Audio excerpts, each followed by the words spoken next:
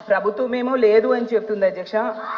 కానీ అక్కడ జరుగుతున్న పరిణామాలు మాత్రం ప్రైవేటీకరణకు అనుకూలంగా అడుగులైతే పడుతున్నాయి అధ్యక్ష. యాక్చువల్గా ఈ మధ్య అందులో మూడు బ్లాస్ట్ ఫర్నిస్లు ఉంటాయి. అందులో 2 ఆపేశారు అధ్యక్ష. అందులో ఒకటి మళ్ళీ ఈ మధ్య 10 రోజుల ముందు స్టార్ట్ అయింది, కానీ ఇంకొకటి క్లోజ్ అయిపోయి ఉంది అధ్యక్ష. అలాగే 4 నెలలుగా కాంట్రాక్ట్ కార్మికులకు జీతాలు ఇవ్వట్లేదు అధ్యక్ష. 4500 మందిని తొలగించడానికి కూడా మన ప్రతిపాదన పెడితే వాళ్ళు పెద్ద యాజిటేషన్ చేస్తే మళ్ళీ ఆపారు అధ్యక్ష. ఇవన్నీ కూడా మరి ప్రైవేటీకరణకు అడుగులే అధ్యక్ష. ఇంకో విషయం ఏంటంటే ప్లాంట్ ఖాతాలో డబ్బులు ఉన్నాయి అధ్యక్ష. ఉన్నా కూడా గత నెలలో రెగ్యులర్ ఉద్యోగులకేమో 50% జీతం ఇచ్చారు. ఈ నెలలో అయితే కేవలం 35% జీతం ఇచ్చారు అధ్యక్ష. అలాగే అలవెన్సులు కూడా కోత విధించేస్తున్నారు. 500 మందికేమో డిప్యుటేషన్ మీద నాగర్నార్ స్టీల్ ప్లాంట్కి పంపించడానికి ప్రతిపాదనలు చేశారు అధ్యక్ష. అలాగే 2500 మందికి పెర్మనెంట్ కార్మికులకేమో విఆర్ఎస్ ఇచ్చడానికి ప్లాన్ చేస్తున్నారు అధ్యక్ష. అలాగే వాళ్ళు కోరుకుంటున్నారు అధ్యక్ష ఇది సెయిల్లో విలీనం చేయాలి అని. మరి ప్రైవేటైజేషన్కి అడుగులు వేయకపోతే సెయిల్లో ఎందుకు అధ్యక్ష వీళ్ళు విలీనం చేయట్లేదు? అలాగే తీసుకుంటే 1500 కోట్ల ఆర్థిక సహాయం ఇస్తే చక్కగా రన్ చేసుకుంటామని చెప్తున్నారు అధ్యక్ష స్టీల్ ప్లాంట్ కార్మికులు. అలాగే పెట్టుబడుల ఉపసంహరణ నిర్ణయాన్ని వెనక్కి తీసుకుంటున్నామని కేంద్రంతో ఏమైనా అనౌన్స్మెంట్ చేయిస్తే అప్పుడు నమ్ముతారు అధ్యక్ష.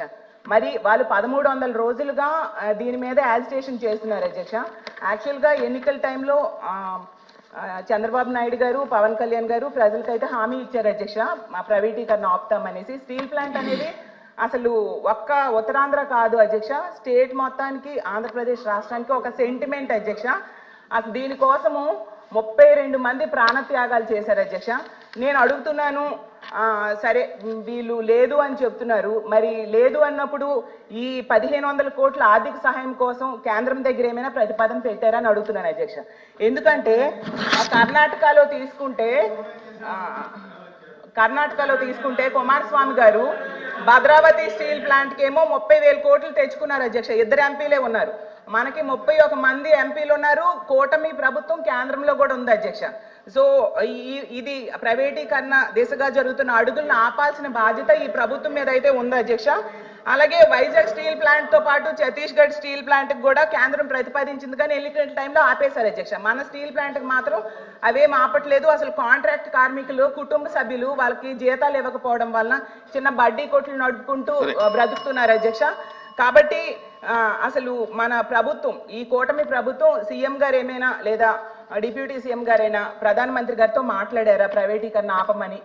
లేదంటే అలాంటి ప్రతిపాదన ఏమైనా పెట్టారా లేదని అడుగుతున్నాం అధ్యక్ష. అధ్యక్ష, ఇక్కడ మేము చెప్పదలిచింది ముఖ్యంగా విశాఖ స్టీల్ ప్లాంట్కి సంబంధించి అధ్యక్ష, ఇది ఒక పార్టీకి సంబంధించో లేదంటే కొద్దిమంది ఒక ప్రాంతానికి సంబంధించి మొత్తం రాష్ట్రానికి సంబంధించింది. చాలాసార్లు పదే నేను అనేక సందర్భాల్లో కూడా చెప్పాను అధ్యక్ష. ఇది చాలా భావోద్వేగంతో చాలా త్యాగాల మధ్య నడుమున వచ్చిన స్టీల్ ప్లాంట్ అధ్యక్ష. ఇది గతంలో కూడా గత వైసీపీ పాలనలో కూడా అది ప్రైవేటీకరణ జరగబోతోంది. ఆ రోజున మన మంత్రి గారు చెప్తున్నాడు, అచ్చెన్నాయుడు గారు చెప్తున్నాడు, ఎందుకు ఆ రోజు ధర్నా చేశారు వీళ్ళందరూ ఎందుకు వచ్చారంటే దానికి ఆ సమయంలో జరిగింది ఏంటంటే కొంతమంది కార్మిక సంఘాల నాయకులు కూడా ఎయిర్పోర్ట్కి వెళ్ళి అప్పుడు ముఖ్యమంత్రి గారు చెప్పిన మాటలు ఏంటంటే మేము దీన్ని కొంత భూమిని అమ్మేస్తాం మీకు ఇస్తామని చెప్తే అది నిర్వీర్యం చేయడానికి వాళ్ళు ప్రయత్నం చేస్తే మేమందరం అడ్డుకున్నాం అధ్యక్ష, మా అందరితో సహా. ఇది మొన్న కూడా కార్మిక సంఘాల నాయకులతో కూర్చున్నప్పుడు ఇదే అభ్యర్థన ఇచ్చారు. ఇది ప్రైవేటీకరణ చేయకూడదంటే మీరు ఎంత కమిటెడ్గా ఉన్నారో మేము అంతే కమిటెడ్గా ఉన్నాం. 2021 ఫిబ్రవరిలో మేము అమిత్ షా గారిని కలిసాం అధ్యక్ష. హోంమంత్రి అమిత్ షా గారిని కలిసి వారికి నేను ఇచ్చింది కూడా ఏంటంటే ఇది మాకు చాలా భావోద్వేగాలతో కూడింది, చాలా త్యాగాలతో కూడింది, దయచేసి దీన్ని ఎట్టి పరిస్థితుల్లో ప్రైవేటీకరణ చేయకండి అని చెప్పాం అధ్యక్ష. అలాగే మీరు గతంలో కూడా 2019-14 ఆ సమయంలో డ్రెడ్జింగ్ కార్పొరేషన్ ఆఫ్ ఇండియాను కూడా దాన్ని ప్రైవేటీకరణ చేస్తామంటే మేమే ముందుండి దాన్ని ఆప్ చేసాం అధ్యక్ష. ఇది మేమేమనుకుంటే పబ్లిక్ సెక్టార్ యూనిట్స్ లాభసాటిగా ఉన్నాయి, లాభాల దిశగా నడుస్తున్నాయి, కొద్దిపాటి నష్టాల దిశగా నడుస్తున్నాయి, వాటిని ముందుకు తీసుకెళ్ళాలి, ప్రభుత్వాలు పిఎస్యూస్ నడవాలనేది మా ఆకాంక్ష మా అందరినీ. When it comes to Vizag steel plant, we are extremely committed not to privatize. ఇది మా అందరి కమిట్మెంట్ అధ్యక్ష. అలాగే దీనికి ఇందాక మంత్రి గారు చెప్తున్నట్టుగా కొన్ని దీన్ని రన్ చేసే ఇష్యూస్లో చాలా లోపాలు ఉన్నాయి అధ్యక్ష. దాన్ని స్కిల్ని ఎన్హాన్స్ చేసుకోవాలి, దాన్ని కొంత పెట్టుబడి కావాలి, దానికి కొంత క్యాప్టివ్ మైండ్స్ కావాలి, లాట్ ఆఫ్ ఛాలెంజెస్ ఉన్నాయి. ప్రతిసారి నేను కార్మిక సంఘాలతో కూడా ప్రత్యేకించి ఈ మధ్యన ఒక 4 రోజుల క్రితం కూడా మాట్లాడడం జరిగింది అధ్యక్ష. వాళ్ళు కూర్చోబెట్టి దానికి సంబంధించి మీరు ఒక సమగ్రమైన ఒక కార్యాచరణ ఇవ్వండి మాకు. మీరు వస్తే నేను కేంద్ర ప్రభుత్వం నేను ప్రత్యేకించి నేను కూడా నాకు సంబంధించి నేను కూడా తీసుకెళ్తాను తెలియజేస్తున్నాను అధ్యక్ష. So we are extremely committed not to private this.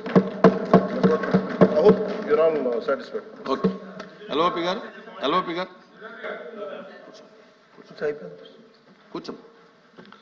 అధ్యక్ష, ఇది చాలా సెంటిమెంట్తో కూడుకున్న అంశం అధ్యక్ష. విశాఖ స్టీల్ ప్లాంట్ ఇది ఇందాక వారు చెప్పినట్టు ఇది ఒక పార్టీకో లేదా ఒక వ్యక్తికో ఒక సంస్థకో సంబంధించింది కాదు అధ్యక్ష. ఇది విశాఖ హక్కు, ఆంధ్రుల హక్కు. ఉమ్మడి రాష్ట్రంలో ఉన్న ఆంధ్రుల తాలూకు హక్కు అధ్యక్ష. 32 మంది ప్రాణత్యాగాలతో అయింది. ఇందాక మంత్రులు మాట్లాడుతున్నప్పుడు 1-2 విషయాన్ని వారు చెప్పడం జరిగింది. భూములు అమ్మేస్తున్నారు అప్పుడు ముఖ్యమంత్రి గారు తీసేద్దారు. దానికి కావాల్సిన నిధులు సేకరించుకోవడానికి ఆ రోజు చెప్తున్న ప్రయత్నాలు అధ్యక్ష. ఈ 6 నెలల కాలంలో విశాఖ స్టీల్ ప్లాంట్ భూముల్ని 2 దఫాలుగా ఉన్న కొన్ని పీసుల్ని ఇప్పటికే ఆప్షన్లోకి నోటిఫికేషన్ ఇచ్చిన సందర్భాన్ని కూడా ఒకసారి గుర్తు చేస్తాను అధ్యక్ష. దాన్ని మేము వ్యతిరేకించమా? ఇది కాదు, ఇది డే టు డే యాక్టివిటీలో భాగం అధ్యక్ష. ఆ సందర్భంలో మాట్లాడిన దాన్ని రాజకీయాల్లో కూర్చోపించడం కరెక్ట్ కాదు అధ్యక్ష. ఏమైనప్పటికీ కూడా ఇది పూర్తిగా కూడా దీన్ని ప్రైవేటైజ్ చేయకుండా ఉంచాలి అధ్యక్ష. ఆ రోజు స్వయాన ప్రధానమంత్రి గారు విశాఖపట్నం సభకు వచ్చినప్పుడు సాక్షాత్తు ఆనాటి ముఖ్యమంత్రి జగన్మోహన్ రెడ్డి గారు మొత్తం సభా సాక్షిగా లక్షలాది మంది ప్రజలు ఉంటుండగా ఆ రోజు విశాఖపట్నం స్టీల్ ప్లాంట్ ప్రైవేటీకరణ చేయడానికి వీలు లేదు, మేము అర్థిస్తున్నాము, ఇది మా తాలూకా ఇది మా సెంటిమెంట్ అని చెప్పి ఆ రోజు ముఖ్యమంత్రి గారి సందర్భాలు కూడా ఒకసారి జ్ఞాపకం చేస్తాను అధ్యక్ష. ఎందుకంటే ఇది అన్ని పార్టీల తాలూకు కమిట్మెంట్ వాళ్ళు తప్ప ఇది ఏ ఒక్కరితోనో అవుతుందో అనుకుంటే మాత్రం పొరపాటు అధ్యక్ష. ఏదైతే రాష్ట్రంలో దేశంలో ఉన్న మిగతా రాష్ట్రాల్లో జరుగుతున్న అంశాలు ఉన్నాయో ఆ ప్రకారమే దీన్ని కూడా అందరం సమస్యగా దీన్ని కాపాడుకోవడం బాధిస్తుంది. పూర్తిగా మా తరఫున మా పార్టీ తరఫున మా బాధ్యతగా ఈ హక్కుని ఏదైతే విశాఖపట్నం స్టీల్ ప్లాంట్ అనేదాన్ని ఏదుందో దాన్ని చేస్తే మాత్రం దాన్ని పోరాడతాం అధ్యక్ష, దాన్ని కాపాడడం ప్రయత్నిస్తాం అధ్యక్ష. ఏదైతే ఇప్పుడు గౌరవ సభ్యులు చెప్పారో కూటమిలో నాయకులు అచ్చెన్నాయుడు గారు కానీ లేదా పవన్ కళ్యాణ్ గారు చెప్పారు, ఆ మాట మీద కట్టుబడి ఉండి దీన్ని ప్రైవేటీకరణ చేయాలనేది మా తాలూకా డిమాండ్ యాక్చువల్గా చేయాలని కోరుతున్నాం అధ్యక్ష. ఇంకా లేదండి, ఇంకా కూర్చోండి, అయిపోయింది. Question number 13634 minister for revenue reply చెప్తారా సార్? ప్రతిపక్ష నాయకులు బొత్స గారు అడిగిన దానికి సార్ ఆ రోజులో కూడా మేము అడిగింది ఏంటంటే ఆల్ పార్టీ డెలిగేషన్ తీసుకెళ్ళండి అని మేము అభ్యర్థించాం sir. They haven't taken any initiative even then. We are real ఆ రోజు నుంచి కూడా ఈ రోజు మేము ఒకటే కమిట్మెంట్తో మాట్లాడుతున్నాం కానీ ఆ రోజున మేము అభ్యర్థించాం అధ్యక్ష. ఆల్ పార్టీ మీరు చేయండి, మేము తీసుకెళ్తాం, మేము అందరం వస్తామని మాట్లాడాం. Maybe they didn't consider it sir అధ్యక్ష. So we want to bring it to that. ఇంకా పెంచొద్దు ఇంకా చేయకపోతే అది రికార్డ్స్ లో ఉంటుంది అధ్యక్ష. ఆల్ పార్టీ డెలిగేషన్ తీసుకెళ్ళడానికి ఎవరికి అభ్యంతరం లేదు అధ్యక్ష. ఎప్పుడు ఇన్ స్పైట్ ఆఫ్ వినండి వినకపోతే చెప్తారుగా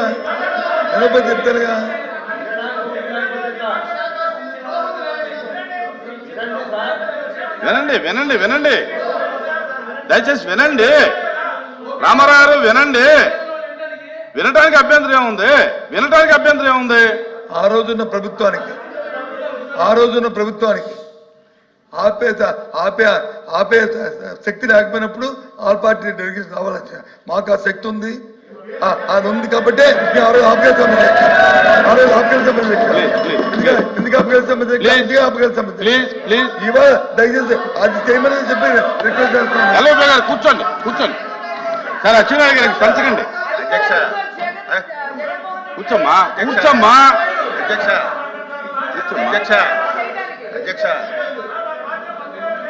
ఆ రోజు కనుక నిజంగా మనసు త్రికరణ శుద్ధిగా వారు కనుక ఆపండి ఉంటే అసలు ఈ రోజు ఈ ప్రశ్న ఉత్పన్నం అయ్యింది. అధ్యక్ష నా నా ఆ క్వశ్చన్ ఇస్ ఓవర్. కూర్చోండి, ఇంకొద్దు కూర్చోండి, ఇంకొద్దండి కూర్చోండి, ఇంకొద్దు కూర్చోండి ప్లీజ్ ప్లీజ్. కాంట్రవర్సీ అవుతుంది. Question number 13634 minister for revenue minister గారు ప్లీజ్ ప్లీజ్ కూర్చోండి. అయిపోయింది కూర్చోండి. నా నా కూర్చోండి. అయిపోయింది క్వశ్చన్ అయిపోయింది. కూర్చోండి కూర్చోండి ప్లీజ్ కూర్చోండి. ఎందుకు అరే ఎందుకు కూర్చోండి. క్వశ్చన్ అయిపోయింది. నా నా మీరు ఇలాగా కూర్చోవయ్యా స్వామి, కూర్చో కూర్చో రాహుల్ కూర్చో.